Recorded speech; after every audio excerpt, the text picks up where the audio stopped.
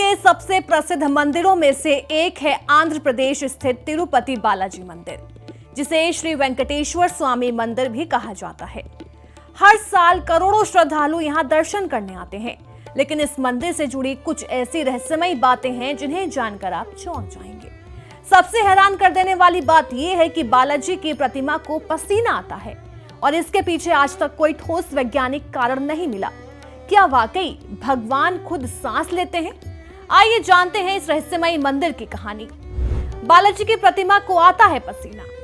श्री वेंकटेश्वर स्वामी की प्रतिमा काले पत्थर से बनी है, लेकिन विशेष बात यह है कि इस मूर्ति पर हमेशा हल्की नमी या पसीना जैसा महसूस होता है। पुजारियों को दिन में कई बार प्रतिमा को पोंछना पड़ता है और चंदन का लेप करना होता है। कहा जाता है कि प्रतिमा से आने वाला पसीना शुद्ध कपूर और औषधियों, जड़ी बूटियों की खुशबू के साथ मिश्रित होता है।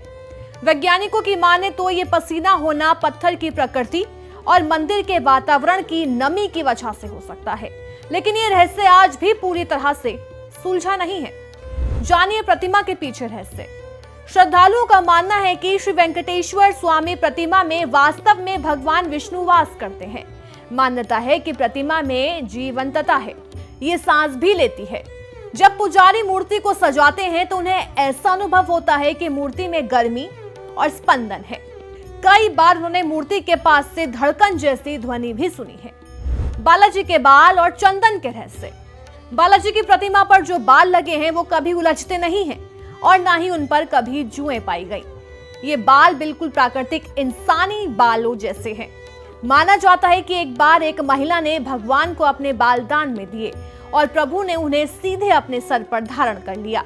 हर दिन पूजा के बाद बालाजी को चंदन लगाया जाता है, लेकिन अगली सुबह चंदन का लेप खुद ही हट जाता है और प्रतिमा वैसे ही चमकती रहती है।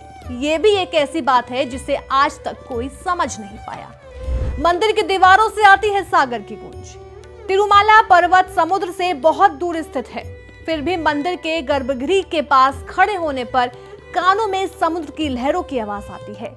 कहा जाता है कि ये भगवान के निवास वैकुंठ लोक से जुड़ा कोई संकेत है। वैज्ञानिक इससे प्रतिध्वनि का भाव मानते हैं, लेकिन इसकी दिशा और स्थायित्व आज भी एक रहस्य बना हुआ है। हर शुक्रवार को होता है विशेष स्नान। हर शुक्रवार को बालाजी की मूर्ति को दूध, दही, शहद, चंदन और अन्य पवित्र सामग्रियों से स्नान कराया जाता है। इस प्रक्रिया के दौरान मूर्ति पर शरीर के रोएं और रोमांच जैसे चिन्ह दिखाई देते हैं। ये देखकर कई भक्त भाव विभोर हो जाते हैं।